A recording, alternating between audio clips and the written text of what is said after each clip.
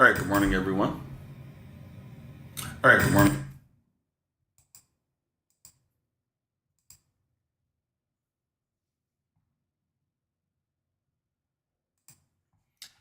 All right, let's get started.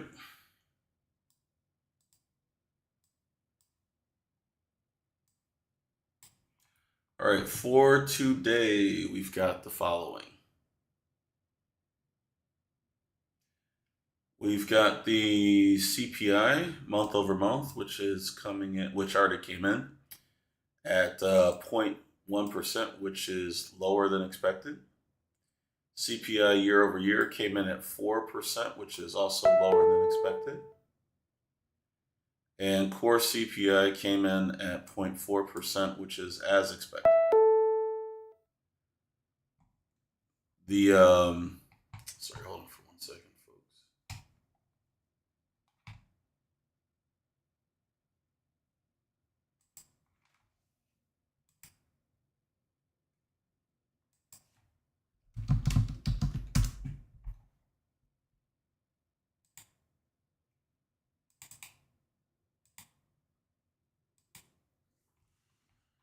All right, so at 1 o'clock we have the 30-year bond auction, 1:01 p.m. exactly, and that's the only other major news that will be coming out after this current news. So we'll see how that affects the markets later on today.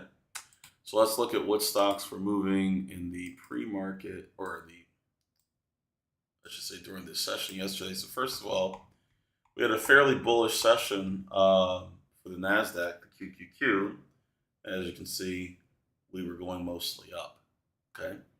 Now, as far as this goes, um, right now the market is moving up, mostly because the inflation data that came out looks weaker than what was expected.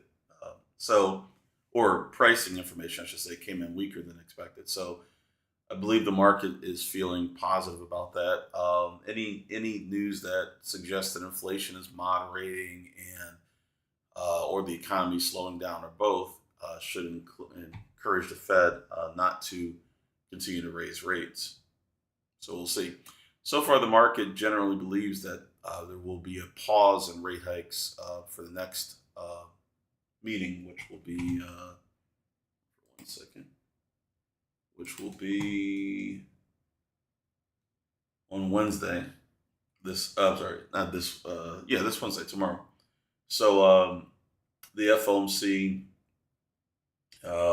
funds rate will come out tomorrow. Of course, tomorrow's the biggest day of the week and the biggest day of the last few weeks. So we'll see what happens there.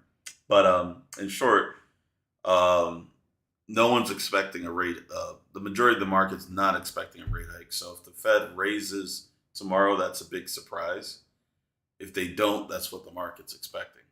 So we'll see what happens. All right. So anyway, that means that everyone's going to be thinking about what's going to happen tomorrow, um, today. So a lot of decisions today will be made based on what people expect to happen tomorrow. All right. That being said, let's take a look at which stocks were moving. So first up, we've got Apple. All right, so yesterday Apple had a pretty good day, as would be expected with the rest of the market. It was able to reach target number two of 183.81, but only at the end of the day. Amazon was also able to reach target number two, but also at the end of the day, which was 126.55. INTC, Intel, was able to surpass target number two, which was 32.23, reaching a high of 33.30. Marvel, while it did have a decent start to the day, was not able to advance at all. It basically went up to target number one of 61.93 and stayed around there. Next up, we've got Roku, ROKU, which was able to reach target number one of 71.63, but it could not go any farther than that. It just kind of stayed around that price for the rest of the day. We also had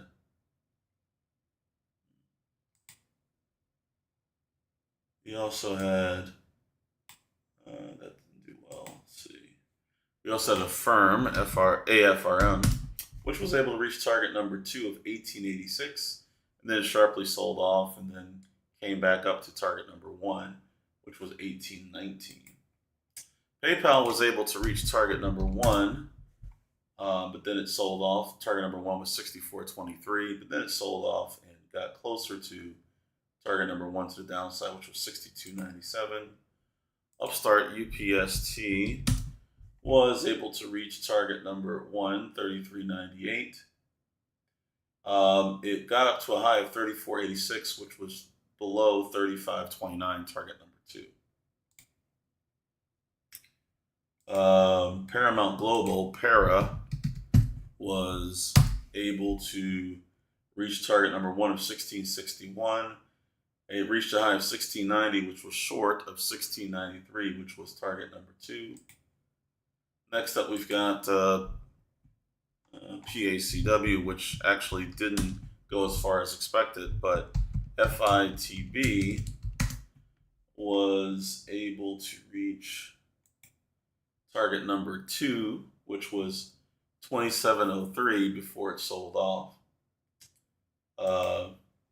Rivian was able to reach target number 1 of 1452 and a high of 1469, which was short of the target number 2 of 1501. We had JD.com, which was on a good trend, reached target number 1 of 3737, and then sold off after that back to the opening of the session. Zion Bank was able to reach 3175 and a high of 3234. That was short of the 3253 target number 2. Good morning, Lil Pete. Coinbase was able to reach target number 1 to the downside of 5063, then it flatlined after that. And that was pretty much it. Actually, no, I take that back. Then we had AHI, which was a strong mover at the opening of the session. It was able to reach $3.88 on the high, starting from $2.66. Then it sold off sharply. And that was about it. Okay, so those were the bigger movers. There are, of course, other stocks that are moving too, but these were some of the ones that were mostly in focus for the room. So let's take a look at our pre-market list. All right, and see what's on there. We're looking for stocks that are NASDAQ stocks, trading at least $1 per share. We need stocks that are trading at least 1 million shares in the pre-market session. Also, we need them to have a price change of at least 6%, either positive or negative, doesn't matter. All right, let's take a look at what we found. All right, first up is AUUD, which is currently down 35% on 2.3 million shares. That definitely qualifies for what we're looking for, so I'll go ahead and add that to our radar. Again, the stock is AUUD. Next up, we've got MGIH.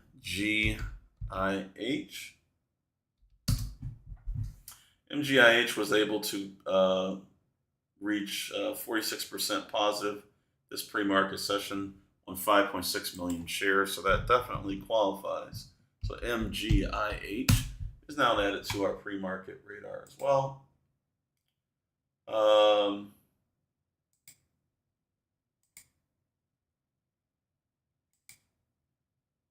Next up is FWBI, which was able to gain 138% this pre-market on 18 million shares. That definitely qualifies, so we'll add that FWBI to our radar. Silo was mentioned by Jeffrey. Let's take a look at that. Okay, Silo is up 19% on 3.1 million shares. That definitely qualifies, so we will add that to our radar, SILO. And we also have SOFO, also from Jeffrey here. And we look at that, that's up 40% on 4.1 million shares, so that qualifies as well. So we'll add that SOFO to our radar. All right, so far we've got AUUD, MGIH, FWBI, SILO, and SOFO on our list. If you folks see any other stocks meeting our criteria that are NASDAQ stocks, of course, at least $1 per share, go ahead and mention that here in the chat. Okay, make sure they're at least $1 per share, which these are. Let me just double check to make sure I didn't. Oh, actually, this one, AUD is now below $1. So technically, this doesn't qualify. Sorry, that's rude because I was looking at the left side of the chart. This doesn't qualify at the moment. I'll put that down as a possibility since it is under $1. But if it gets back above there, let me just double check something. Yeah, these are all fine. Okay, yeah, everything else is fine. All right, so if you so AUD I'll put as a possibility, not as a fully qualified, since it dropped below $1. Any other stocks that you folks see that meet those criteria? Just let me know in the chat. Oh, no problem, Douglas.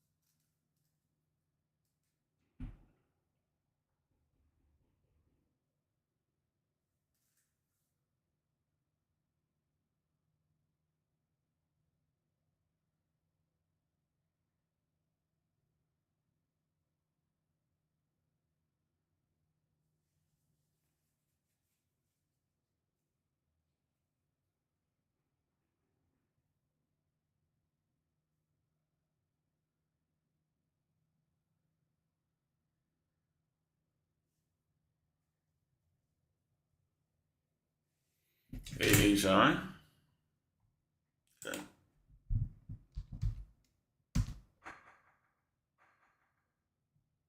Yeah, that qualifies. It's down 28% on 1.29 million shares, so that does qualify. MANU.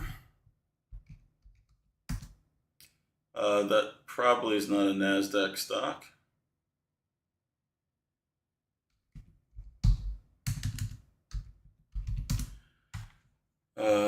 I'm guessing that's a new NYSE stock. Yes, it is. Yeah, unfortunately, that one doesn't qualify, Richard, since it's not a NASDAQ stock.